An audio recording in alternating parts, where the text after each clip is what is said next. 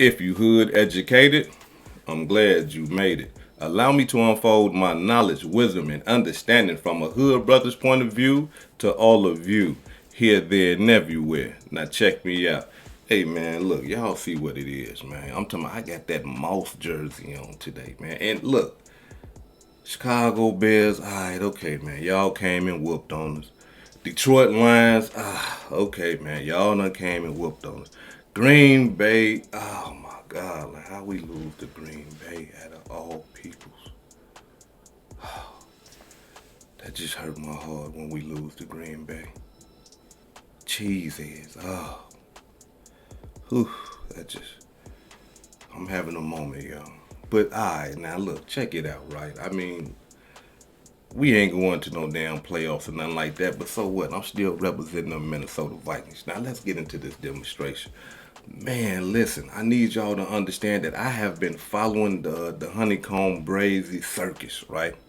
And a lot of y'all probably don't know, and a lot of y'all probably do know that Honeycomb Brazy went to court on Thursday. Yeah, the brother went to court on Thursday for the illegal possession of a firearm by a felon, right? Now, this was his first appearance. For those of you who don't know, usually when you're having your first appearance, you're going in there and the court is explaining to you your charges and they want you to know, okay, do you understand these charges? You're being charged with this, that, and the other. And you say, okay, yeah, I understand that right there. And then they let you know, okay, then look, your bond is this right here. We're going to give you a bond and your next court date is this right here, And, your lawyer can step up and say, hey, he can say a few words like, Yana, we want him to release on his own recognizances or, we want a bond. Can you lower the bond or whatever the case may be? And the prosecutor can say a few choice words too and say, hey, nah, I don't believe this, that, and the other. So let me explain to y'all what happened in HoneyKomb Brazy situation. Before we get into all this with the Finesse2Tymes, snitching on him and all of those type of stuff, let me tell y'all about what's going on in his court situation first, alright? Okay, now, when he had his first appearance, the prosecuting attorney stepped up and filed a motion.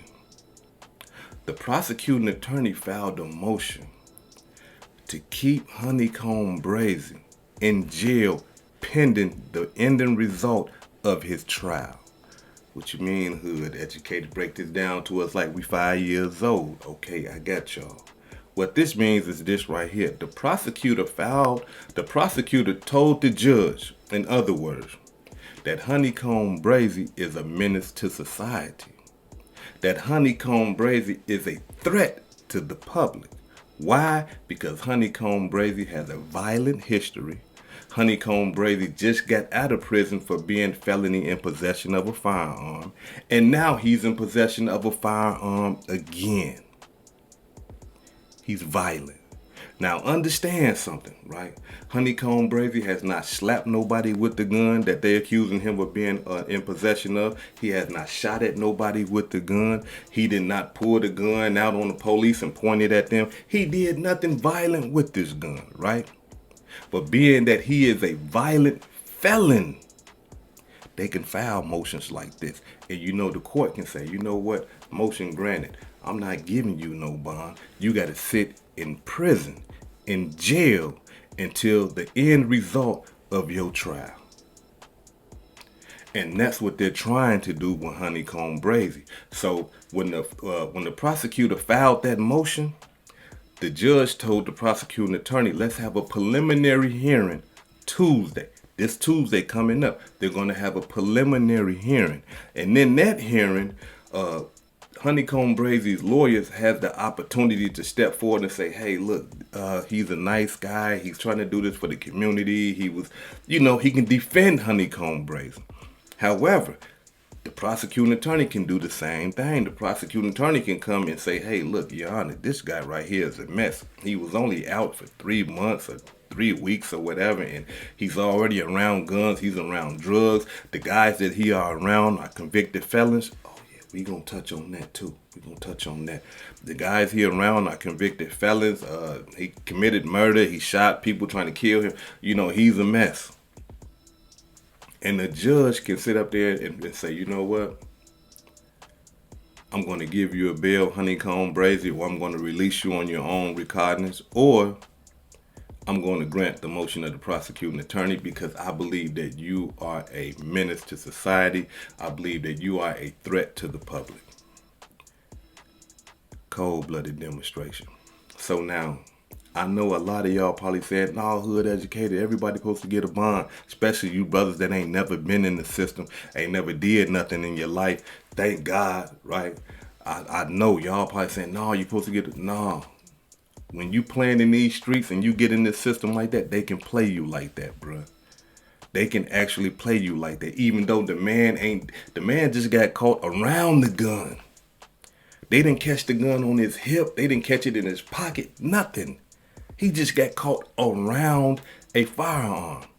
And for convicted felons, y'all know, we ain't supposed to be around no firearms unless there are special circumstances that allows us to be around firearms. Now, in the state of Minnesota, if somebody got a firearm around you that's licensed, the firearm got to be locked away and put somewhere where you don't even have knowledge of the firearm. If you got knowledge of the firearm and you can access that firearm and it's not locked away, you are in possession of a firearm. And you ain't even had to touch it. This how they play you when you get felonies and you out there ripping and running them streets. So for all you brothers that don't got no felonies, listen to what I'm saying. You do not want this. You do not want this. Having a felony on your record is like a slave label. Even though they don't put the F on your head and on your hand like they used to do back in the days to let everybody know you're a felony, they do it electronically now. So here it is. This is what he's going through. Now, we're going to get into the Finesse2Tymes things in a minute. Y'all hit that like button. I need y'all to hit the like button and subscribe to get me back in the algorithms. Now, the other two guys, the man Fuller, the one that got pulled over, the one that told the police, yeah, it's two guns in the car. There's one up under the seat right there, and there's one in the back. Y'all remember him? Now, he's the one that had the domestic dispute. And that's what made him illegal to possess a firearm. Because I don't know if y'all know this or not. This is new to me. I just realized it. I just found this out. That if you get charged with a domestic, and it's a strangulation domestic or a bodily harm domestic, you got to relinquish your firearms. I didn't know that. If you get charged, not convicted, listen to me, if you just get charged with a domestic of violence, you got to give your firearms up until the case is resolved. You cannot have your firearms until the case is resolved. Why y'all saying he just got charged? Let me explain to y'all. Because throughout history, whenever men would get charged, or people in general would get charged with domestics and they had firearms, they would go use those firearms to go kill their victims, to go shoot their victims and stuff like that. So the law has been passed that now, if you catch a domestic and you have a license to carry your firearm, you got to get that firearm up. You got to get that firearm out of your possession until the case is resolved. And this brother right here, he kept his firearm on him. He didn't relinquish his firearm. So when they caught him, that made him felony prohibited. Not felony, but that just made him someone that is prohibited to have a firearm. And somehow they charged him federally. What about, this is my first time being charged with a firearm. What about a gross misdemeanor? It's my gun. What's going on here? They charged this man federally. I didn't know they can do that. They telling us something. We hood educated, not lane related. They teaching us right now. Learn. Now, the other brother, this right here is the one right here. The other brother, man, let me tell y'all something.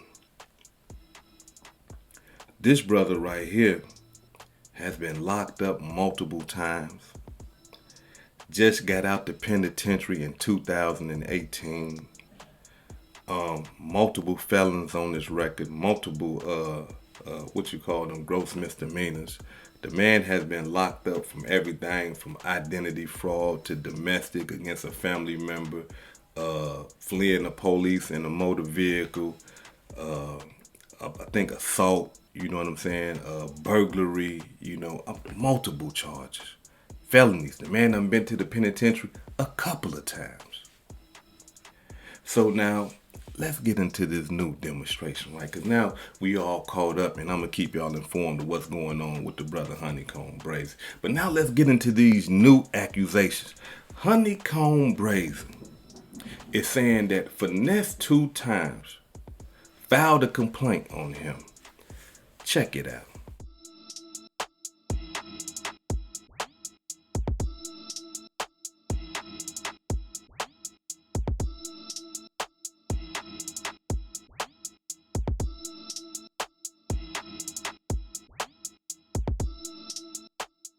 Y'all see what I'm saying?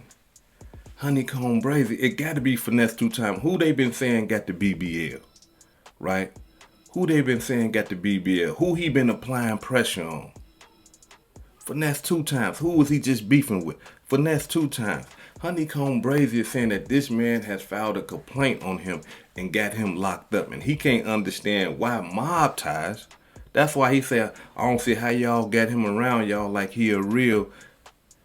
He can't understand why mob ties still got Finesse2Tymes around them, knowing that he done filed a complaint on HoneyKomb Brazy.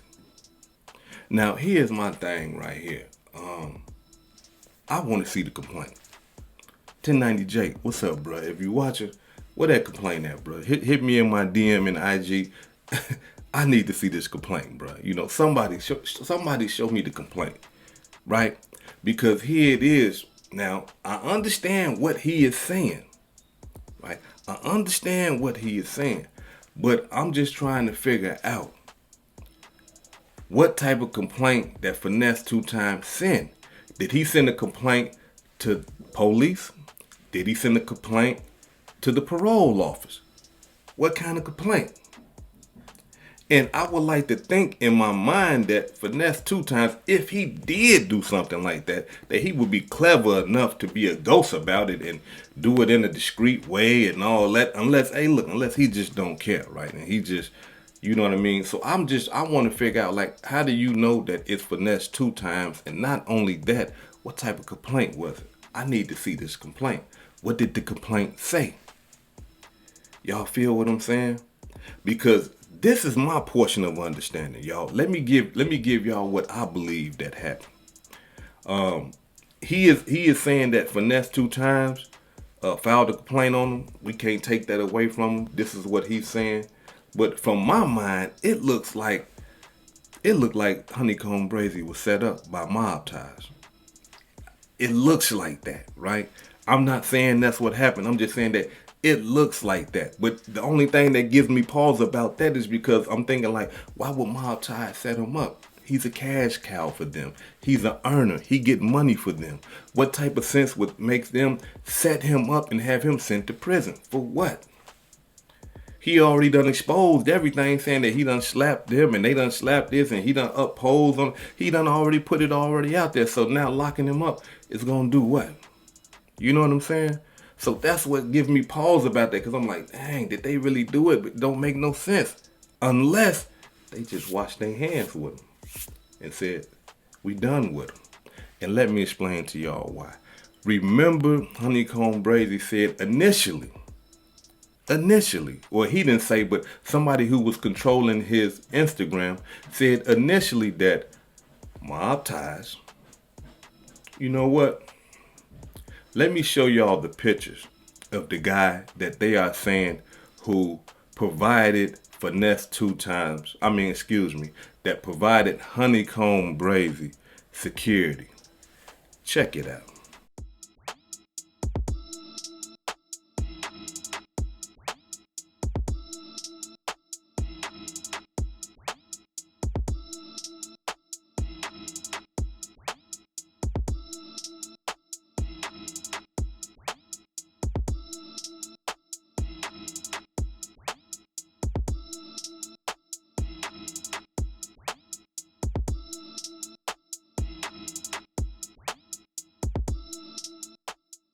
Now, ain't no question that he mob ties. He throwing it up, got the chains on in the pictures with these guys. I don't know if he a brother or cousin or something, but he locked in for real. He locked in, right? Now, he um he came to the internet and he broke it down because at the HoneyKomb Brazy and them was saying that, hey man, you know, you set us up. You sent these guys up here and these guys got felonies, you know, to watch HoneyKomb Brazy. What, you know, that doesn't sound right. So he addressed the issue on the internet. And he said on the internet that, you know, usually I don't do this, you know what I'm saying, but I checked the credentials. He said that he checked his credentials and that everything came out straight. But the man caught the domestic and he did not reveal that to them and they didn't know nothing about that. But what about that other brother from Houston? What about Miguel Hall? He never said nothing about Miguel Hall. Miguel Hall is from Houston. Now, let me say this right here to the mob ties, brother. I don't know if somebody dropped the ball or whatever, but I did a background on Miguel Hall. And this is what I found. Check it out.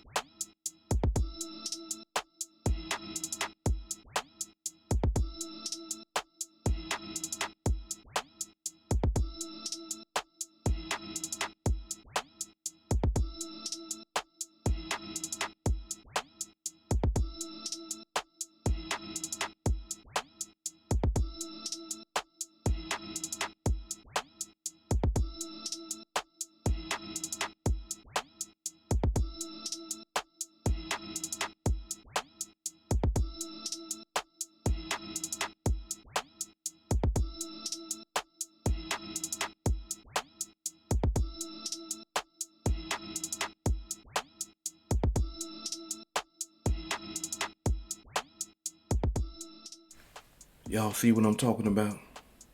This right here is the guy that they sent, right? They sent to secure HoneyComb Brazy. This man right here got more felonies than a little bit. Well, how did y'all not see that? Y'all are big corporations, millions and millions of dollars. How did y'all not see that? How did y'all not do a background check and say, hey, bro, hold on, you can't never be security. You got felons, bro. You can't, this man right here is a felon. Everybody going to jail. And not only that, if this is really y'all security and this is how y'all did it, I wonder, is Mob Ties, the business, is Mob Ties going to court for HoneyComb Brazy and saying, hey, your honor, this on us. This is our artist right here. We believe that we was providing him security. Legitimate security. We did not know that these men had felonies. We did our background checks and these men panned out. These men right here was clean. This is what we thought. This is what we believed. And being that we believed this, we hired these guys for HoneyComb Brazy. This is not his fault. This is our fault. because we are the ones that wanted to secure him. We are the ones that wanted to grant him some security, some safety, because he's a rap artist, and that's one of the dangerous jobs in America right now today. So please don't blame him. Blame us, because we are the ones that put those guns around him. Now, if y'all ain't doing that, Mob Ties, I got to question y'all. Because it all starts with y'all. It all began with y'all. The man ain't had no security when he first came out the penitentiary. We all bear witness that. He get to dealing back with y'all. Y'all send the security guards up there, and next thing you know, the man going to the penitentiary. So I got to question that. Now, if y'all doing that for that brother, then hey, look, we can't throw it on Mob Ties. But if y'all ain't coming to battle for him, y'all don't look right, man. Y'all don't. It just don't look right. Now, what I would like for y'all to do is get into the comment section. Y'all tell me what y'all think about this whole demonstration. And before y'all go, I wanna let y'all listen to a audio of HoneyKomb Brazy and Finesse2Tymes. I'm talking about, man, they talking like they cool.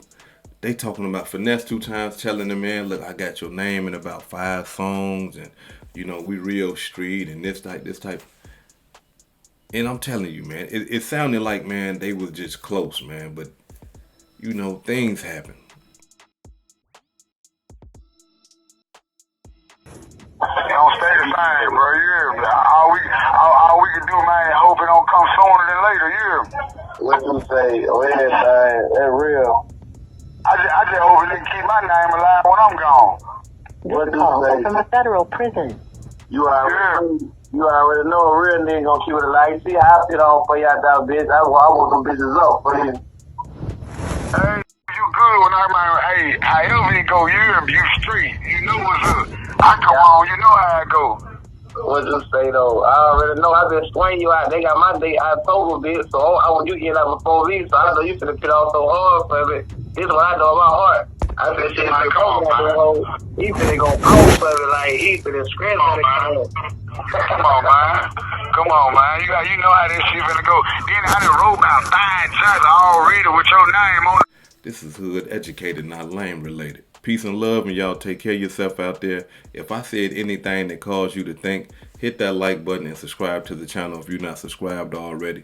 And if you're feeling generous, please make a small donation to the channel. Allow me to give a shout out to some of the blessings that I received this week. Allow me to give a shout out to Marcus Graham for the $2 super thanks. Tekka Braz for the $2 super thanks. Get Ready for the $5 super thanks. Fritz Farrell for the $4 super thanks. Charles Jackson for the $1.99 super thanks. Morales Mix for the $30 cash app. Tony Presley for the $5 cash app. Lloyd Diggs for the $5 cash app. This is hood educated, not lame related. Peace and love. And y'all take care of yourself out there.